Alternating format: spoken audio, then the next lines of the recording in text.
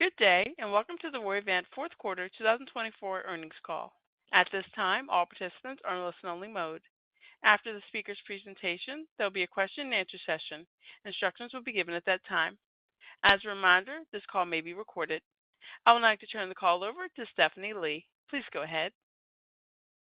Good morning, and thanks for joining today's call to review Roivant's financial results for the fourth quarter and fiscal year ended March 31st, 2025.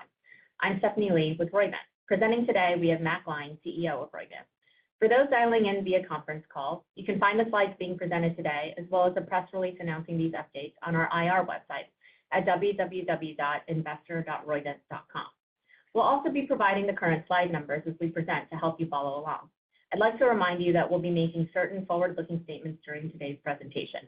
We strongly encourage you to review the information that we have filed with the SEC for more information regarding these forward-looking statements and related risks and uncertainties. And with that, I'll turn it over to Matt. Thank you, Steph, and thank you, everybody, for listening this morning for our fiscal year-end conference call. Good morning. So I'm gonna start in the deck here on slide 5 by saying it's hard to believe this actually. Not only has it been a very impactful fiscal year, but this is the reporting quarter in which, for example, we generated the data for batoclimab in myasthenia gravis and CIDP. So it's been a very busy 6 months for us to start off 2025. 2025 is just a really important year for our business, starting with the data we've already generated, which we think sets us up for a best-in-class potential franchise in the anti-FcRn world with IMVT 1402, first-in-class in a number of indications such as Graves' disease, and potentially best-in-class, we think, anywhere that we're going to play. Upcoming, and one of the most important events of the year in the second half, is the registrational data from our potentially registrational data from our study of brepocitinib in dermatomyositis, which is a study we are super excited for. It's a patient population with high unmet need. We would be the first novel oral DM drug and have a pretty long lead time over really any other late-stage program. So looking forward to sharing more about that both today and in the near future. And then finally, this is a really pivotal year, among other things, for our LNP litigation with Moderna and with Pfizer-BioNTech. We are currently in a narrowing and summary judgment phase of that trial, and upon the completion of that phase, we expect to move to trial in the relatively near future. So an incredibly important moment for that as well. That's in the Moderna case. On slide 6, we say this every time we get on the phone, but I am incredibly proud of our late-stage pipeline here. First, with brepocitinib, which obviously has the potential to be an on-market therapy as soon as within the next couple of years with this data coming in dermatomyositis, with IMVT 1402 actively enrolling multiple potentially registrational studies across or pivotal studies across multiple indications where we either already know or strongly expect FcRn antibodies to matter quite a lot. We also have mosliciguat, our inhaled therapy for PH-ILD, with data expected to be coming next year. And obviously, for those who follow our story, ongoing BD with multiple possible pipeline expansion opportunities as well. On slide 7, we are in a period of just significant clinical execution and progress here in really all of our main clinical franchises, with 1402 and additional cleared IND, 5 potentially registrational studies ongoing, 1 proof of concept study initiated in CLE, and in the next coming years, potential for, 6+ indications with each with potential multi-blockbuster launches. Obviously, in brepocitinib, among other things, in 2025, we initiated our study in cutaneous sarcoidosis. We will later this year read out the dermatomyositis study, and again, with the potential in 2026 and beyond for a multi-blockbuster orphan franchise anchored by launches in DM and NIU. More about that in a minute. And then, as I mentioned before, in Mosley, we've got the PH-ILD study enrolling nicely at this point, and we believe that that program could be positioned in frontline use for PH-ILD and potentially other respiratory diseases.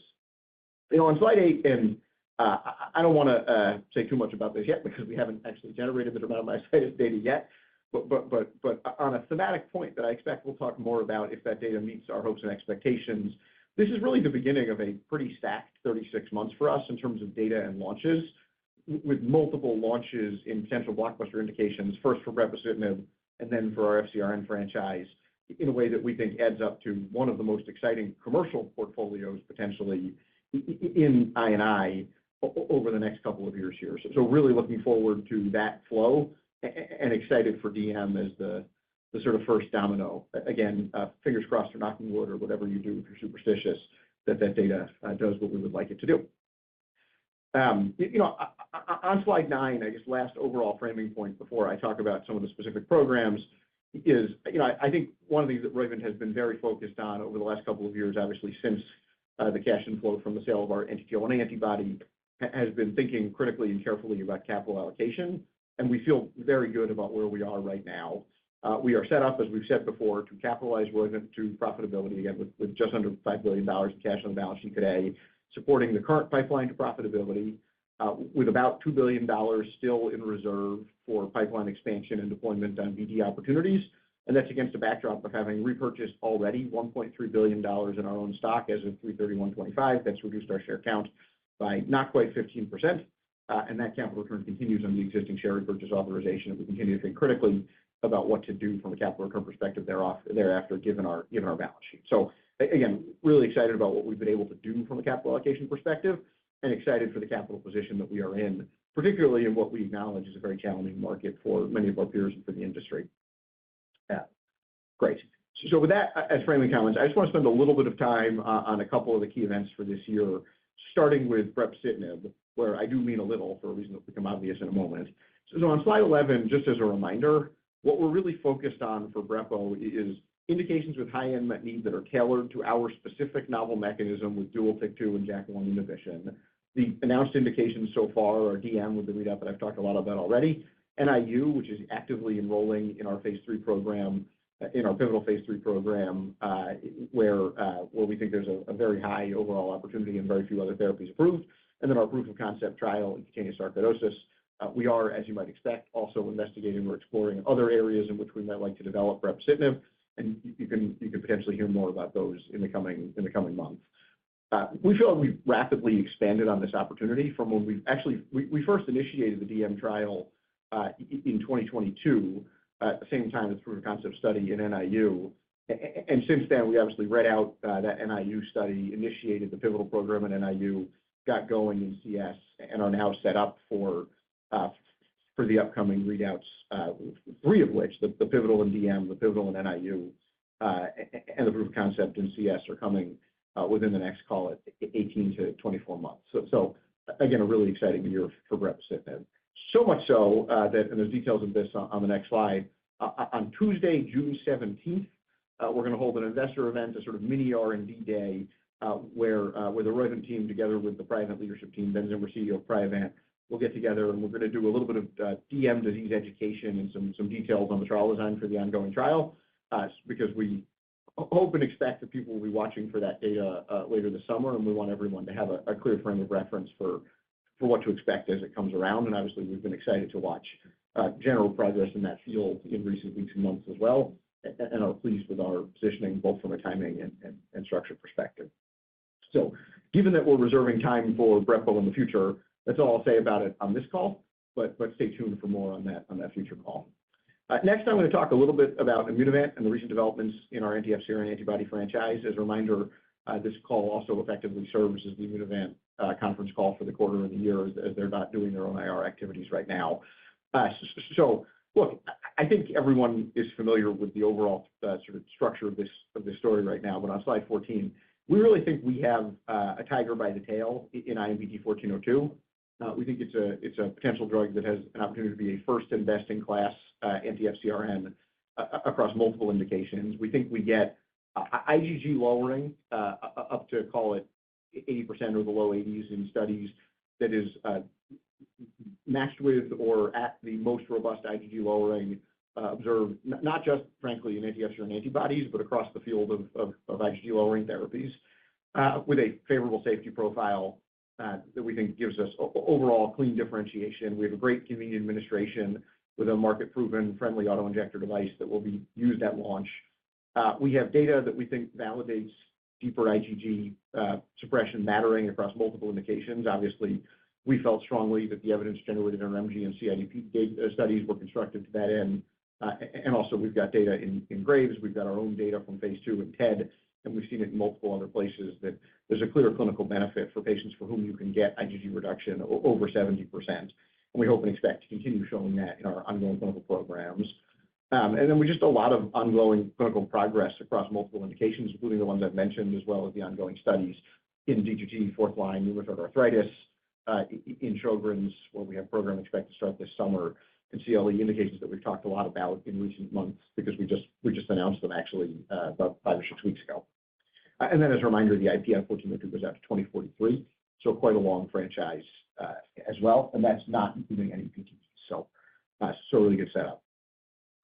Our indication strategy from prioritization perspective on slide 15 has been first and foremost indications where we feel confident we can be both first and potentially best in class. Obviously, the most obvious example in that category is Graves' disease, where we believe we've helped the field understand that that is an interesting market with a lot of, or interesting opportunity with a lot of unmet patient need.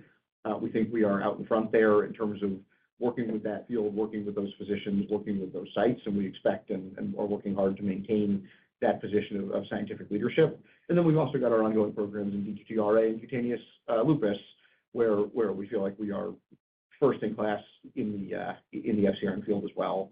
Then there's a category of indications where Sjogren's is probably the best example, which I call nearly first in class indications, where we believe with good execution we can minimize the time gap between us and our competitors while maintaining a potential for a differentiated clinical profile driven by best-in-class IgG reductions. And finally, there's the sort of tried and true known indication space like MG and CIDP, which we acknowledge are competitors, which are well established, where Vyvgart, for example, is a well-loved drug in MG, but where we feel like we have potential to differentiate on efficacy and clinical benefit. And I was pleased to see, for example, in the last few days, that some of the myasthenia gravis patient organizations are encouraging physicians to think about deeper response measures like MSE as the future of treatment for those patients, and where we think we can take a leadership position given the profile of 1402. So tremendously excited about the way we're thinking about indication prioritization, and I think you can imagine if we're going to announce more programs over time, that it will roughly follow this sort of prioritization hierarchy.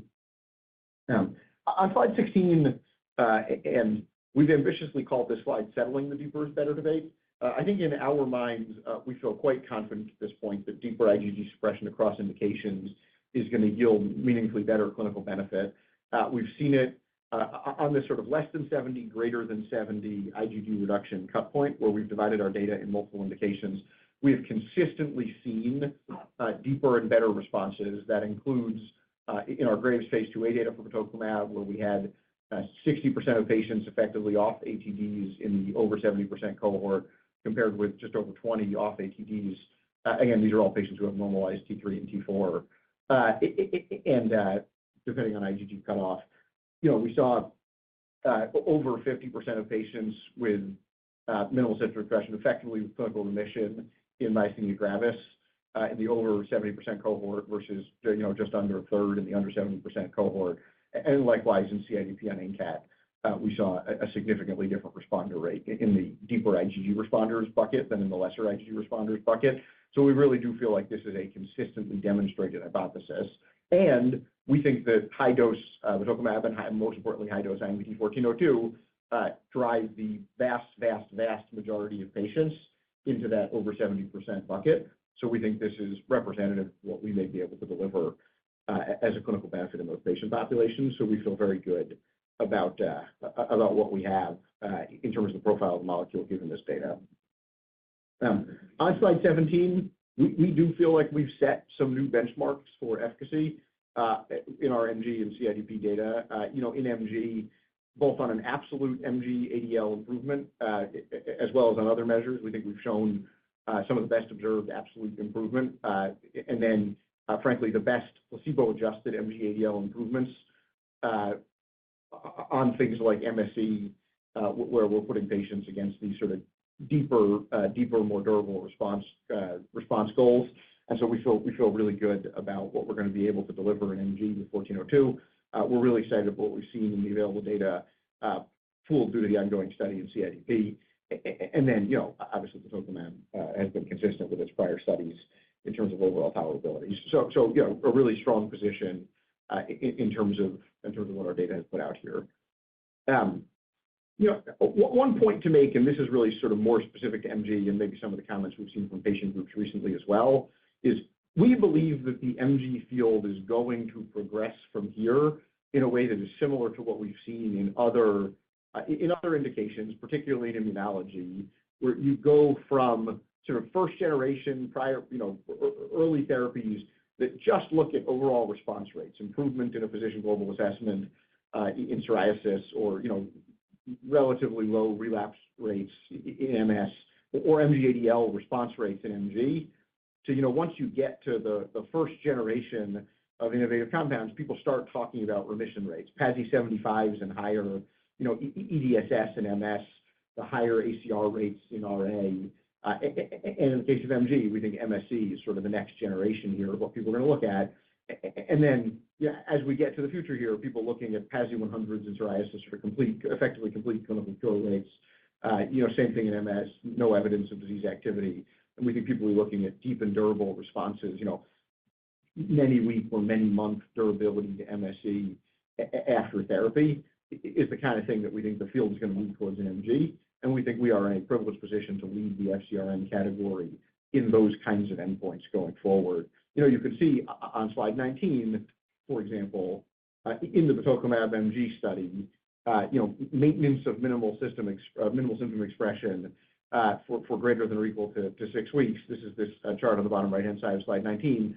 You can see at high dose batoclimab, where we were getting those deep levels of IgG suppression, you had 75% of patients maintaining that status for 6 or more weeks, which we think is the kind of endpoint. By the way, 93% of patients achieved a clinical response.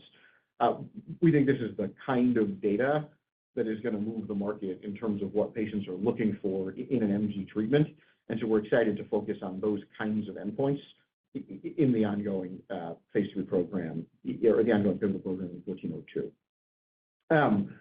On slide 20, just as a brief reminder, because we spent some time on this on the most recent call, we've now initiated programs in Sjogren's and in CLE. In the case of Sjogren's, an indication where we think we have the potential to be, as I said before, nearly first and best in class in a large market with a large population and a high unmet medical need, with some good evidence of autoantibody-driven disease, and with clear dose response data from nipocalimab showing that deeper IgG suppression seems to matter.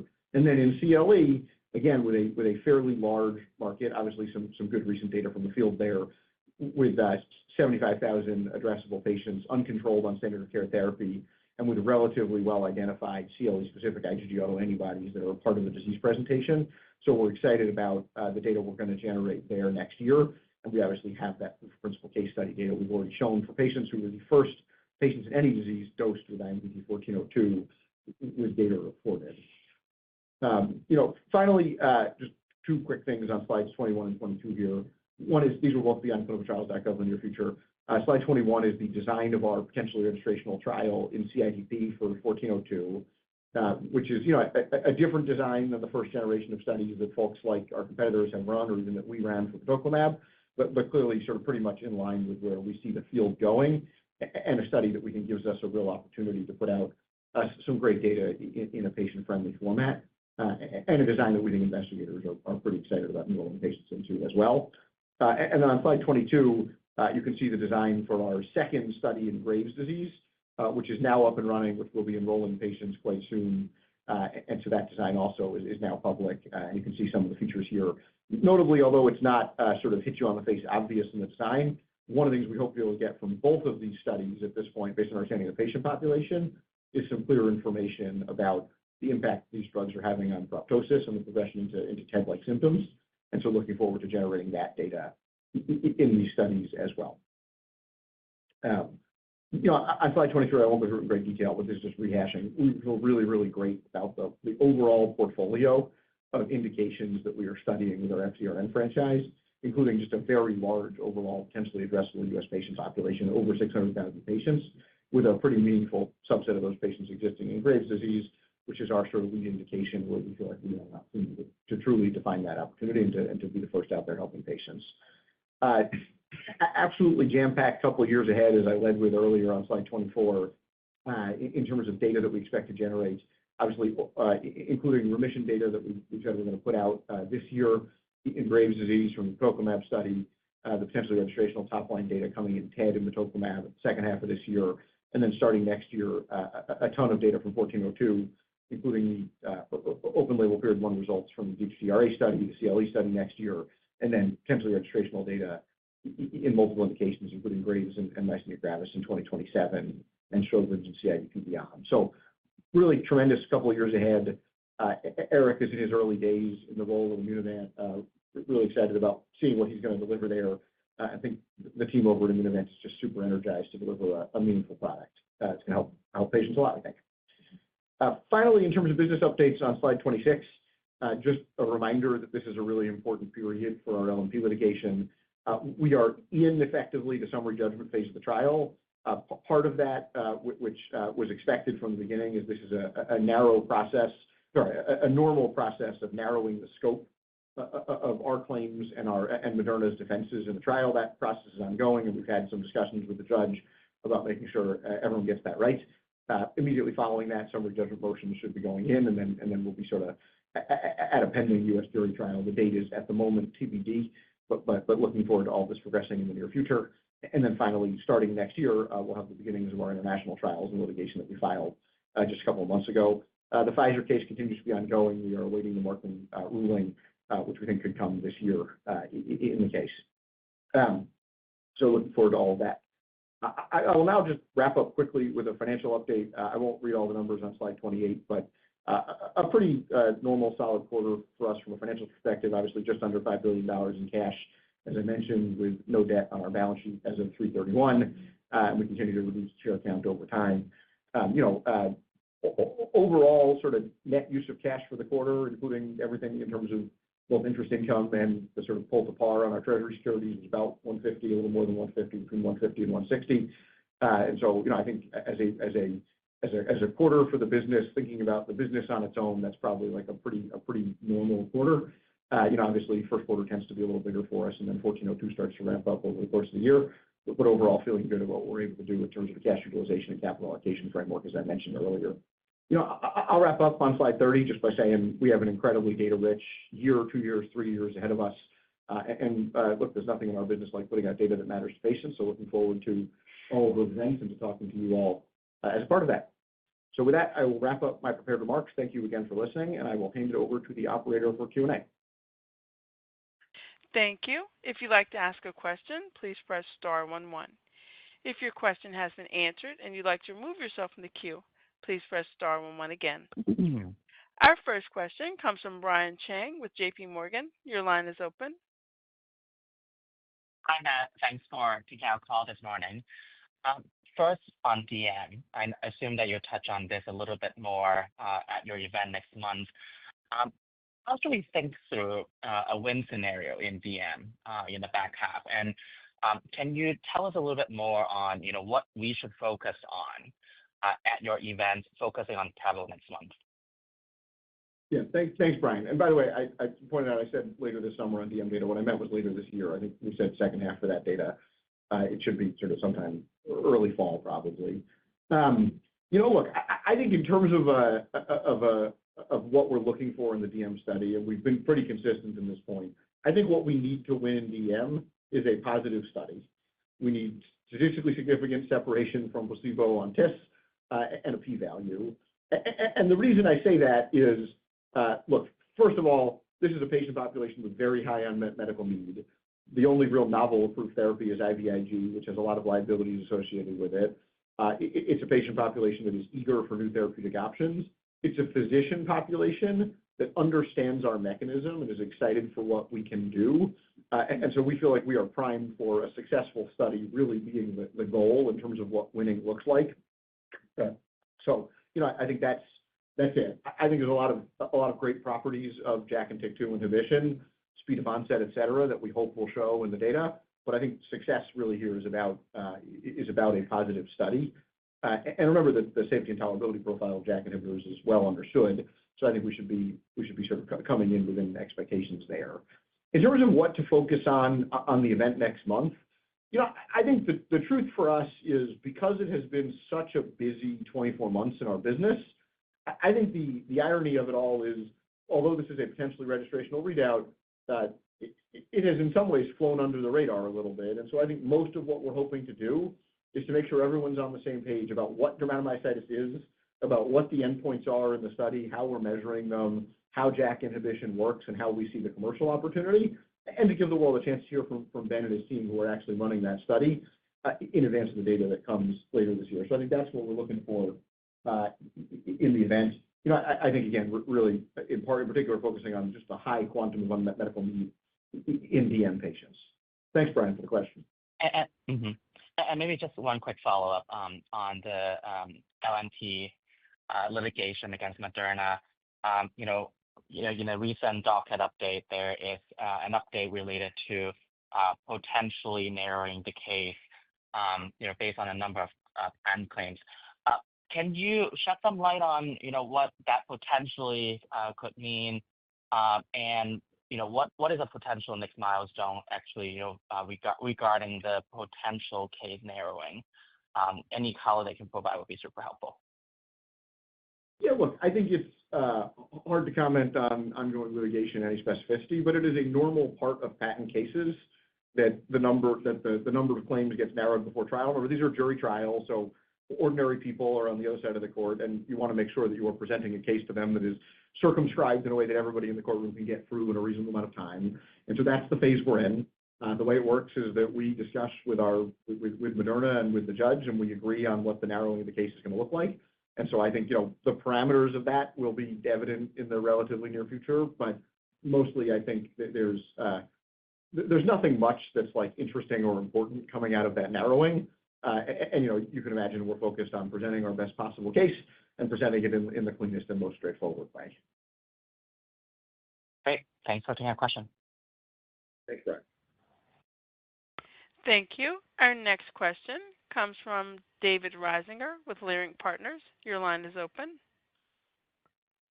Thanks very much. Good morning, Matt and team. So congrats on the progress and updates. I have two questions. First, could you please comment on the pending Pfizer LNP litigation Markman decision, which seems to be taking a little longer than expected? And then second, ahead of 1402 registrational trial results in 2027 and 2028, could you provide a framework for the two 1402 readouts in 26, specifically the open-label difficult-to-treat RA trial and the phase 2 CLE trial? Thanks very much. Yeah, great. Thank you. So on the pending Pfizer Markman decision, the truth of the matter is that the judge in that case and in every case has the discretion to issue the Markman opinion on a timeline of their choosing. As you'll remember, the Moderna opinion was issued in a couple of months on a timeline the judge had set for himself publicly at the outset. So we don't know when the judge will rule on the Markman decision, but given the issues at hand and so on, I think, again, we're sort of hoping and thinking it may come later this year, and hopefully soon. But again, it's not something we have a lot of control over. I don't think there is any signal to take in the timing of that opinion. I don't think there's really any information coming in that. On the other question, look, I think both of the readouts in 2026 are designed to be informative on what would cause us to carry the program forward. I think they're pretty different situations, right, in the sense that the CLE study will be the first time anyone's generated placebo-controlled CLE data in an FcRn. We obviously have a fair amount of information from competitors in the field. And so I think we will look at the balance of evidence, including the safety and convenience of FcRns, the quality of that data, and what other people look to be generating in making a decision on whether to progress to a pivotal program after that data. I think pretty normal. The D2T RA data, look, that is an open-label run-in period to what would ultimately be, if we carried it forward, one of two potentially pivotal studies in the indication. And so I think, on the one hand, it's a bigger study with more information. On the other hand, there isn't a placebo, and so it's a little bit of a different setup. That said, I think we're eyes wide open on what the RA market is, both for the good and for the challenges, and I think we're looking for data that gives us a clear signal on progressing. Thanks, Dave. Guys, thanks very much. Thank you. Our next question comes from Dennis Ding with Jefferies. Your line is open. Hey, guys. Good morning. Thanks for taking our questions. I just have two, mainly around DM. So, how are you planning to position Brepo if it's approved? If the goal there is to be pre or post IVIG, and what types of patients do you consider to be the low-hanging fruit? And then as a follow-up to that, can you also frame how often off-label JAKs are used in DM, and if you expect any kind of pent-up demand, there, given familiarity with the mechanism if brepo is eventually approved. Thank you. Yeah, perfect. Thanks. And look, obviously, these are great questions, and I'll give a brief answer now, but I expect to cover both of these issues on June 17th in detail. In terms of how we're positioning brepo, I'll just say I don't think we are particularly focused on a specific subset of the market. I think we view that entire market as addressable here. And I think, bluntly, many of the patients are low-hanging fruit given the lack of options. Again, I think you'll hear more about that from Ben. And then there are hundreds at this point of case reports on the use of JAKs in DM. And so I don't know if I'd literally call that pent-up demand so much as really, really good physician familiarity. There's been now 3 investigator-initiated trials. There are 600+ case reports in dermatomyositis. Again, Ben will cover all of this in pretty great detail in a couple of weeks, so I'm really looking forward to that. There are over 30,000 patients currently being treated for dermatomyositis, and so we think there's a ton of addressable opportunity. And by the way, broadly, we think the sort of safety and tolerability profile of JAK inhibitors should compare favorably to that of IVIG. So anyway, with that, more to come on that in just a few weeks here. Thanks, Dennis. Thank you. Thank you. Our next question comes from Yaron Werber with TD Cowen. Your line is open. Great. Thanks so much, and congrats on the really nice progress. I have a couple of questions on brepo. Give us a little bit of a sense. What are you expecting? Our consultants and our work, and I know many people have done work here, are pretty positive on this asset. The question that we get from investors is what to expect from the placebo arm, just given there aren't a lot of historical randomized sort of small molecule studies. So number one, what do you expect from the placebo in this study?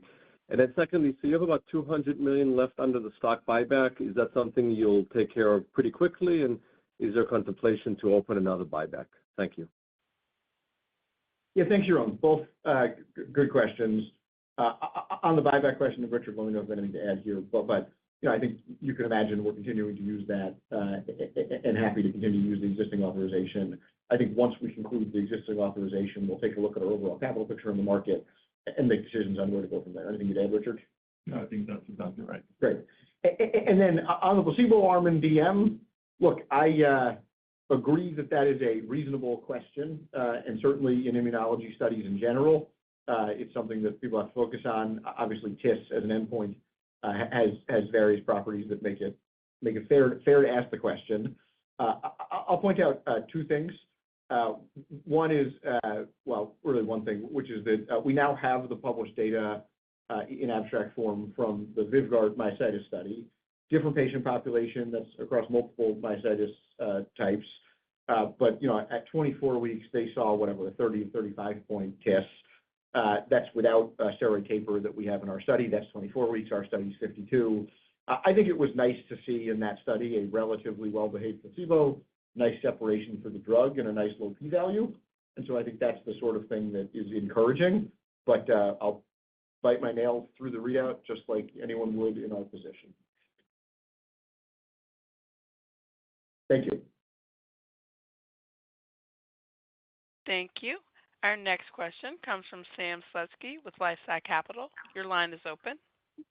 Hey, good morning, everyone. Thanks for taking the questions. On the 1402, just looking at the treatment duration in your registrational Graves' disease studies, looks like one has a 26-week treatment period and the other allows kind of up to 52 weeks before the off-treatment follow-up period.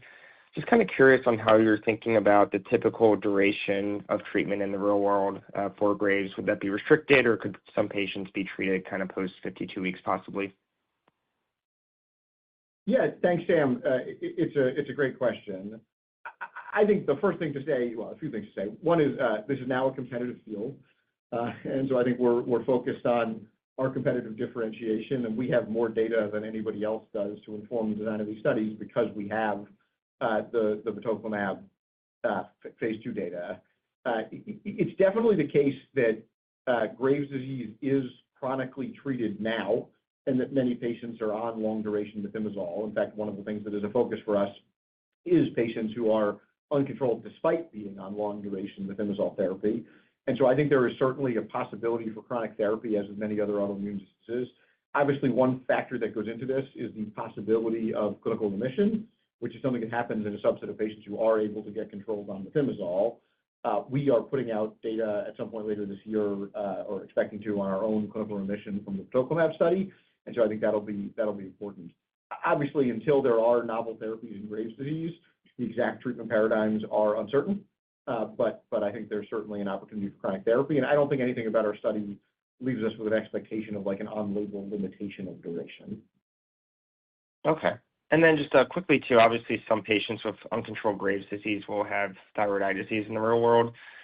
You obviously have the batoclimab phase 3 readout later this year, but it's kind of what makes the most sense commercially to optimize on this ability for FcRns to work in both diseases?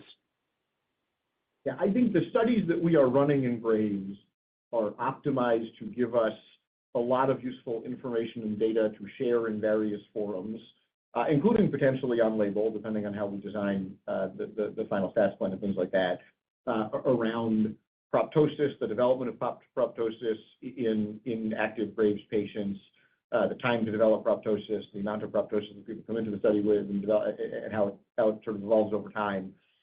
And I think being able to go out to this patient population and talk about that, we think will be a helpful part of the overall treatment landscape. Awesome. Thank you. Thank you. Our next question comes from Yatin Suneja with Guggenheim. Your line is open. Guys, thank you for taking my question. Just two for me as well. First one is on the TED study. I understand that is not sort of an indication that you might take forward, but you still describe that as a potentially registrational study. So what are the expectations? What are the plans in TED? Could they change once we unblind those data? So that's one. And then if you can just help on the modeling side, how should we think about the spend in 2026? Thank you. Yeah, thanks. Yeah, and I appreciate the question. Look, on TED, Roivant has always committed to being a data-driven organization. So we're going to make final decisions on batoclimab and TED once we see that data, and the study is designed to be potentially registrational. Obviously, we are focusing an enormous amount of our effort on 1402, given its clinical profile. I think that's kind of where we sit on TED and on batoclimab overall. In terms of spend in 2026, Richard, do you want to take that question? Yeah. So look, I think we, as you heard from Matt, we had roughly 150 in cash use this quarter. That'll ramp up a little bit as 1402 starts. And then depending on how the DM data looks like, assuming that's positive, you can then assume that we're going to put a little bit of power behind launch activities and pre-launch activities. So I think that's, you'll see a little spend on the SG&A side as that moves forward, but not significant changes beyond that. Thanks, yeah. Thank you. Our next question comes from Douglas Tsao with H.C. Wainwright. Your line is open. Hi, good morning. Thanks for taking the questions. I'm just curious, Matt, as you know, so far in the FcRn space, we've obviously seen companies sort of coalesce around sort of some core indications, MG, CIDP. As we potentially see other entrants and, other companies looking at sort of IgG lowering strategies with FcRns or other modalities, we're starting to see more competition. And I'm just curious how you're thinking about pricing, because there will obviously be much greater variability in terms of the sort of size of indications, right? We had, yesterday, one of the competitor with the degrader program sort of talked about pursuing Graves. And so I'm just curious how you're thinking that could influence pricing and your thought around sort of pursuing orphan indications versus more prevalent indications. Thank you. Yeah, thanks for the good questions. I was tempted to go into a little vignette here of like, imagine it's 2005 and someone gets on the phone and they're like, well, obviously so far in the TNF space, people have focused on a couple of indications, rheumatoid arthritis and maybe psoriatic arthritis. And to point out that, look, I think we're really just at the beginning in terms of focus, and I think this is going to be quite a broad field across companies in the coming years. And I think that's sort of the point you're making in terms of the explosion of indications that is ongoing. Look, I think we have a lot of flexibility around pricing strategy for multiple reasons. We obviously have the ability to deliver a couple of different doses. There's, on the one hand, variability around some of the size of these indications. On the other hand, a thing that a lot of FcRn indications have in common is this is a relatively new biology tent, and there have not been a lot of other therapies that can address these kinds of diseases. And frankly, in the cases where there have been, there's a pricing band that we think is like generally compatible with the FcRn pricing that's been currently set by our competitors. So I think there's a lot of opportunity. Obviously, final pricing decisions are going to depend on the exact order in which we launch indications and on things like the quality of our remission data and graves and so on. But overall, I think we have a lot of flexibility. And I think despite the apparent variability here, I think the concentration of indications in patients with unmet need here fit pretty nicely together in terms of promotional models. Okay, great. That's helpful. Thank you very much. Thank you. Our next question comes from Prakhar Agrawal with Cantor. Your line is open. Hi, thank you for taking my questions. So going back to DM and the placebo response, obviously there is variability on the test endpoint, and Matt, you've talked about the steroid tapering that can be done to mitigate that. But are the guidelines consistent across centers on tapering up and down? What exactly are the steroid tapering protocols, and is there any subjectivity involved? And beyond just the steroid tapering, are there any other steps incorporated in the trial that can mitigate the placebo response? Thank you. Hey, thanks. This is a great question. We will cover a lot of detail on this question at the upcoming call in a couple of weeks. So in part, I'd say stay tuned. Some of that information is in published papers and so on. But the thing I'll say is the steroid taper is mandatory in the study and set out with a pretty clear protocol in the protocol.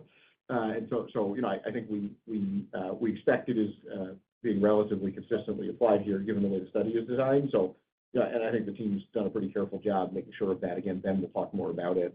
And I think a lot of that, by the way, is just like boots on the ground, spending time with the doc community, which is helpful for enrollment, which is helpful for ultimately building those relationships with future prescribers, and which is helpful for making sure that people are adhering to the protocol as we've designed it. And then in terms of other steps to mitigate placebo, look, I think in general, there's a lot of things you do in a well-run study to make sure you're managing these risks in terms of how you think about discontinuations, in terms of how you think about measuring TIS and the time points and so on. And so I think there's a lot that went into the design in terms of that risk. Obviously, ultimately, as I said before, none of that stops the biting of nails, but it's nice to see other DM studies or other myasthenia studies having relatively well-behaved placebo arms. Thank you. Thank you. Our next question comes from Andy Chen with Wolfe Research. Your line is open. Hey, thank you for taking the question. So regarding DM again, my understanding is that this is modestly underdiagnosed. Just can you talk about what you believe to be the observable population in the U.S. Based on your claims analysis or otherwise, and how that compares to what you believe to be the prevalence in the U.S.? And also, a separate question that's related. Do you think off-label Xeljanz is doing better on the market right now than Octagam, based on physician feedback? Thank you. Great questions. So thank you. And again, we'll talk more about it in a couple of weeks as a partial answer. Look, our view of the DM market has been, 40,000+ or 40,000 patients. I think we said 37 based on one study. As I mentioned before, there's about 34,000 treated patients. So I think that's like one measure of it. One of our competitors has indicated a 70,000 patient number based on their own work. I think to your point, there is like a little bit of a range. I think that sort of 40,000 to 70,000 patients is probably the right way to think about the size of the dermatomyositis market for the moment. But I agree with you that it could be modestly underdiagnosed, and that I expect patients will emerge once a clear treatment opportunity exists. When you say off-label Xeljanz versus Octagam, I mean, obviously, the direct comparability of in terms of physician experience, what I can say is that physicians are very excited for an oral option. That's on label. They're very excited specifically for things that are in the JAK family, JAK1 and TYK2. I think we get a lot of enthusiasm from physicians around the program, which I think is in part informed by off-label use of Xeljanz, is in part informed by the fact that these physicians are used to treating other conditions where JAK inhibitors and similar mechanisms work well for them, and is in part informed by just the overall complexity of dosing patients with IVIG.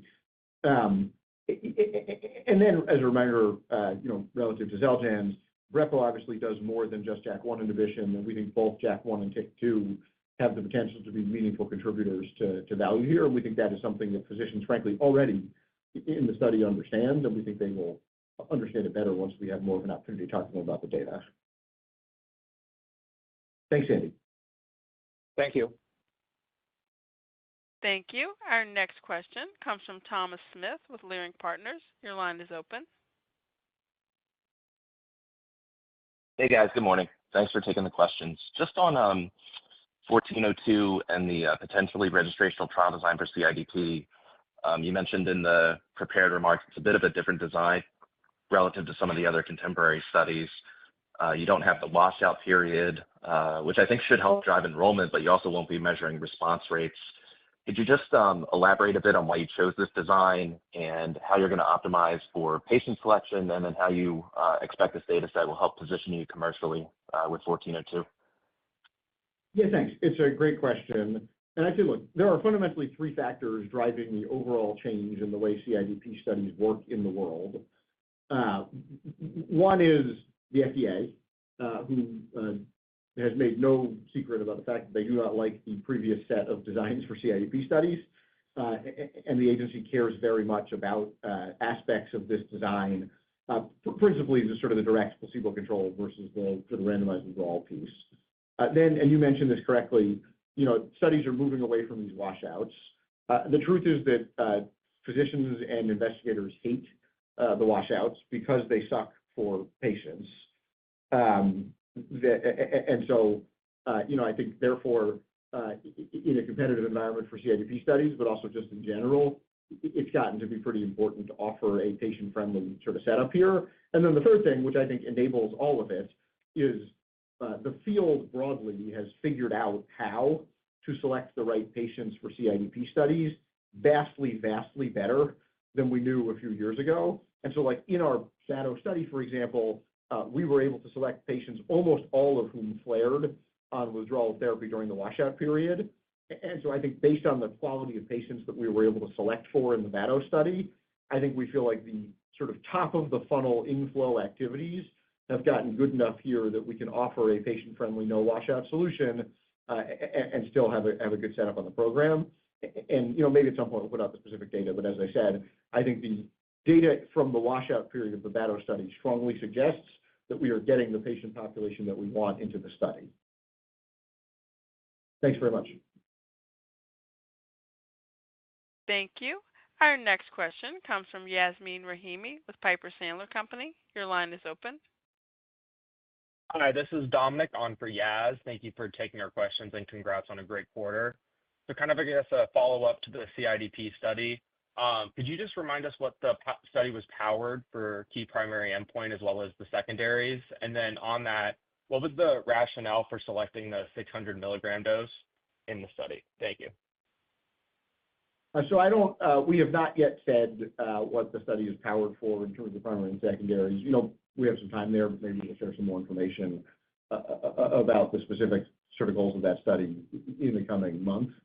And then, in terms of why 600 milligrams, look, I think we put out this really clear data from the batoclimab study showing the under 70 versus over 70 IgG cut points. And we know that lower IgG suppression mattered a lot in the batoclimab data. Deeper IgG suppression mattered a lot in the batoclimab data. And frankly, this is a patient population where it's a severe disease, efficacy is paramount, and we're coming in a competitive landscape where a competitor who does not suppress IgG as deeply, in our view, is already going to have been on market for a few years. So I think for all of those reasons, the 600 milligram dose really sets us up for success. It's also the kind of thing where we think it will help with enrollment, as I think patients want to know they're getting the deepest IgG suppression, the most potentially efficacious therapies. So a lot of good reasons why that study is built around the 600 milligram dose. Again, this is a very sick patient population, especially if we're choosing the patients correctly.